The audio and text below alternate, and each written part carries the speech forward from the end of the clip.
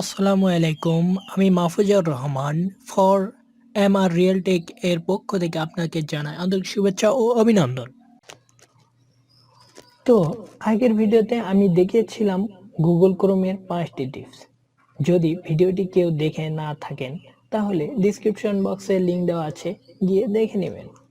আজকে আমি আপনাদের দেখাতে যাচ্ছি গুগল ক্রোম এর 8টি টিপস।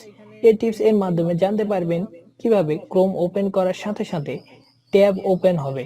মানে আমরা যে সকল ওয়েবসাইট ক্রোম ওপেন করে প্রতিনিয়ত ভিজিট করে থাকি। এছাড়াও থাকছে বুকমার্ক বার এর কিছু সেটিং। তো চলুন দেখে আসা যাক। আমাদের 8টি টিপস অ্যান্ড ট্রিক্স এর প্রথম টিপসটি হচ্ছে কিভাবে ক্রোম অন করার সাথে সাথে আমাদের ব্রাউজারগুলো ওপেন হয়ে যাবে। এর জন্য আমি প্রথমে দেখাই দিচ্ছি কিভাবে কি করতে হবে। তো দেখুন, এখানে আমি একটা ব্রাউজার ওপেন করলাম, সাথে সাথে আমাদের যে লিঙ্কগুলো সেট করা ছিল এগুলো ওপেন হয়ে গেল। তো আমরা এটি কিভাবে করতে পারি? এর জন্য আমাদের যা করতে হবে, একটা ব্রাউজারে আমি চলে যাই, এখানে একটা ব্রাউজারে গেলাম। তো দেখুন এইটাতে আর লিঙ্কগুলো ওপেন হলো না। তো এর জন্য আমাদের যা করতে হবে, মনে করুন আমি ইউটিউবটি এভাবে সরাসরি যেন আমি ব্রাউজার ওপেন করলে ওপেন হয়ে যায়, এর জন্য আমাদের ইউটিউবের লিঙ্কটি কপি করতে হবে। এরপরে এদের এখানে 3 ডট আইকন, এখানে চাপ দিতে হবে। এরপরে সেটিং, এরপরে অন স্টার্ট আপ। এরপরে দেখুন লাস্টে একটা অপশন আছে, এখানে চাপ দিতে হবে অ্যাড এ নিউ পেজ। এখানে আমাদের যে লিঙ্ক কপি করেছিলাম তা পেস্ট করে দিতে হবে। এখানে পেস্ট করে দিলাম। এরপরে এড করার পরে দেখুন, আমি যদি এখন আমি ব্রাউজারটাকে ক্লোজ করে দেই, এরপরে আমি আবার যদি ব্রাউজারটি ওপেন করি, তাহলে দেখুন সাথে সাথে আমার লিঙ্কটি ওপেন হয়ে যাচ্ছে। তো এই ছিল আমাদের প্রথম টিপস। এরপরে আমাদের দ্বিতীয় টিপসটি থাকতেছে কিভাবে আমরা বুকমার্ক বার এখানে শো করাবো। দেখুন এখানে আমার বুকমার্ক বারটি শো করতেছে। তো আমরা চাইলে বিভিন্ন সাইটে প্রবেশ করে আছি, তো দেখতেছি আমাদের এর এখানে শো করতেছে না, বুকমার্ক বারটি এখানে শো করতেছে না। এর জন্য আমাদের যা করতে হবে, এখানে বুকমার্ক বার এর উপর কার্সারটি রেখে রাইট বাটন ক্লিক করে আমাদের এখানে নিচে দেখুন, নিচে দেওয়া আছে শো বুকমার্ক বার, এখানে টিক দিয়ে দিতে হবে। এরপরে যদি আমরা এখানে যাই, তো দেখুন আমাদের বুকমার্ক বারটি শো করতেছে। আমাদের থার্ড যে টিক্সটি থাকতেছে তা হচ্ছে, দেখুন এখানে আমি যে ইউটিউবটি অন করেছি তা এখানে ইউটিউব আছে, অর্থাৎ বুকমার্কে আমার ইউটিউব বারটি শো করতেছে। এখানে ইনস্টাগ্রাম অন করছি, ইনস্টাগ্রাম শো করতেছে। তো এখানে শো করতেছে এগুলো। তো আমি এই সাইটে প্রবেশ করছি, তো আমি চাচ্ছি এই সাইটটিকেও আমার এই বুকমার্ক বারে আমি রাখবো।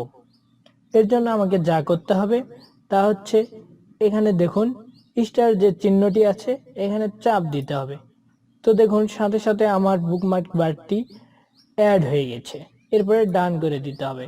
এভাবে আমরা যে সাইটেই প্রবেশ করি না কেন, আমরা আমাদের পরবর্তীতে প্রয়োজন হতে পারে, এর জন্য আমাদের স্টারে এখানে বুকমার্কে সেভ করে রাখতে হবে। এই ছিল আমাদের তৃতীয় টিপস অ্যান্ড ট্রিক্স। এরপরে আমাদের চতুর্থ টিপস অ্যান্ড ট্রিক্সটি থাকতেছে অনেক ইম্পর্টেন্ট এবং সকলের প্রয়োজনীয় একটা বিষয়। বুকমার্ক বারে আমরা সচরাচর অনেক ওয়েবসাইট সেভ করে রাখি, যার ফলে আমাদের ওয়েবসাইটগুলিকে খুঁজে পেতে অনেক অসুবিধা হয়। তো দেখুন আমি এখানে বুকমার্ক বারটিতে অনেক ওয়েবসাইট সেভ করে রাখছি। এখানে বেশি রাখার কারণে আমার অসুবিধা অনেক হতে পারে। এর জন্য আমরা প্রত্যেকটিকে ফোল্ডার আকারে ওয়েবসাইটগুলোকে একত্র করে রাখতে পারি। এর জন্য আমাদের যা করতে হবে, বুকমার্ক বারটিতে কার্সার রেখে রাইট বাটন ক্লিক করতে হবে। এরপরে দেখুন অ্যাড ফোল্ডারে চাপ দিলে এখানে আমার ফোল্ডারের নাম দিতে বলতেছে। তো এখানে আমি দিলাম সোশিয়াল, অর্থাৎ সোশিয়াল মিডিয়া। তো আমি সোশিয়াল মিডিয়ার যেসব ওয়েবসাইটগুলো রয়েছে তা এই ফোল্ডারে অধীনে সেভ করে রাখবো। এর জন্য আমি নাম দিয়ে দিলাম সোশিয়াল মিডিয়া। এরপরে আমি সেভ করে নিলাম। এরপরে দেখুন আমার ফোল্ডারটি এখানে দেখা যাচ্ছে।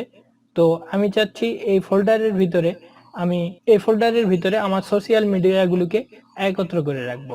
এর জন্য আমাকে যা করতে হবে, এখানে দেখুন আমি ইনস্টাগ্রামটিকে এখানে টেনে আমার বুকমার্ক বারের উপর রেখে দিলাম। এরপরে টুইটারটিকে আমি এর উপরে রেখে দিলাম, ফেসবুকটিকেও এর উপরে রেখে দিলাম। তো এখন আমার এই বুকমার্ক বার ফোল্ডারটি যদি আমি ওপেন করি তাহলে দেখতে পাবো আমার সোশ্যাল মিডিয়াগুলো সারিবদ্ধভাবে রয়েছে। তো এভাবে আমরা প্রত্যেকটি ওয়েবসাইটকে এভাবে ফোল্ডার আকারে রেখে দিতে পারবো। এখানে আমি আবারও রেখে দিলাম, দেখুন ফোল্ডারের উপরে নিয়ে গিয়ে ছেড়ে দিচ্ছি, ওয়েবসাইটগুলো ফোল্ডারে সারিবদ্ধভাবে রয়ে যাচ্ছে। তো আমরা এভাবে প্রত্যেকটি ওয়েবসাইটকে বুকমার্ক বারে ফোল্ডার আকারে রেখে দিতে পারি। পঞ্চম টিপস অ্যান্ড ট্রিক্সটি হচ্ছে, মনে করুন আমি একটি ওয়েবসাইটে ঢুকে আছি, এর জন্য আমার একটি ওয়ার্ডের অর্থ করার প্রয়োজন হচ্ছে, অর্থাৎ ডিকশনারির প্রয়োজন হচ্ছে, অথবা আমার এই যে টাইটেলটি রয়েছে এটি আমাকে গুগলে সার্চ করতে হবে। এর জন্য আমাকে হয়তো আমরা এভাবে কপি করে নিউ ট্যাব নিয়ে এখানে পেস্ট করে দিয়ে তারপরে সার্চ দেই। তো আমরা এই কাজটি না করে সরাসরি এই কাজটি করতে পারি। এর জন্য আমরা এটিকে সিলেক্ট করে নেব, এরপরে লেফট বাটন চাপ দেব, এরপরে সার্চ গুগল ফর এখানে চাপ দেব। তো দেখুন সাথে সাথে আমার টাইটেলটি সার্চ হয়ে গেল। অথবা যদি আমরা এই ওয়ার্ডটিকে খুঁজতে চাই তাহলে আমরা কপি করে নিউ ট্যাবে না গিয়ে আবারও আমরা সার্চ গুগল ফর এখানে চাপ দিয়ে আমরা দেখে নিতে পারি। তো এই ছিল আমার পঞ্চম টিপস অ্যান্ড ট্রিক্সটি। যদি আপনারা ইতিপূর্বে যদি এটিকে ইউজ করে না থাকেন তাহলে অবশ্যই এখন থেকে করে থাকবেন। সিক্স মেথডটি যেটি থাকতেছে আমাদের, তা হচ্ছে এখানে যেরকম আমরা বুকমার্ক বারে ফোল্ডার আকারে এখানে রেখেছি, এক্ষেত্রে আমরা আরো একটি কাজ করতে পারি। তো দেখুন আমার এখানে ওয়েবসাইটটি আমি ওপেন করে নিয়েছি। এক্ষেত্রে আমি এখানে রিডিং বারে আবারও রাখতে পারি। তো এর জন্য আমাকে যা করতে হবে, বুকমার্ক বারের রাইট বাটন ক্লিক করে এখানে দেখুন শো রিডিং লিস্ট, এখানে টিক মার্ক উঠিয়ে দিতে হবে। তো দেখুন এখানে আমার রিডিং লিস্টটি চলে এসেছে। তো এখানে আমি এই সাইটটিকে রাখতে যাচ্ছি। তো দেখুন আমি কিছু সাইট এখানে রেখেছিলাম। তো এর জন্য আমাকে যা করতে হবে, যদি আমরা এখানে থাকি তাহলে এখানে রিডিং লিস্টে চাপ দিই, তাহলে আমরা কখনোই সাইটটিকে অ্যাড করতে পারবো না। তার জন্য আমাদের যা করতে হবে, এখানে সাইটে প্রবেশ করতে হবে, এরপরে রিডিং লিস্টে চাপ দিতে হবে, এরপরে অ্যাড করে নিতে হবে। তো এখানে অ্যাডে চাপ দেই যদি আমি, তাহলে আমার সাইটটি অ্যাড হয়ে যাবে। এখানেও আমরা সেভ করে নিতে পারি। 7 টিপস অ্যান্ড ট্রিক্সটি হচ্ছে প্রথম টিপসের অনুরূপ একটি টিপস। তো আমি দেখুন এখানে ডেস্কটপে আছি, এখানে আমি চাচ্ছি ব্রাউজারে গিয়ে এরপরে ইউটিউবে সার্চ দিয়ে তারপরে আমাকে ইউটিউবে প্রবেশ করতে হবে। তো আমি চাচ্ছি এটি ডেস্কটপ থেকে সরাসরি ইউটিউবে প্রবেশ করতে চাই। এর জন্য আমাকে যা করতে হবে, যদি আমি এখানে নিউ ট্যাব এরকম রাখি তাহলে এই যে কাজটি করব তা করার জন্য আমাকে লিখে দিতে হবে। এটি না করে আমি যে ওয়েবসাইটটিকে আমি ডেস্কটপে রাখবো, এর জন্য আমাকে সেই ওয়েবসাইটে প্রবেশ করতে হবে।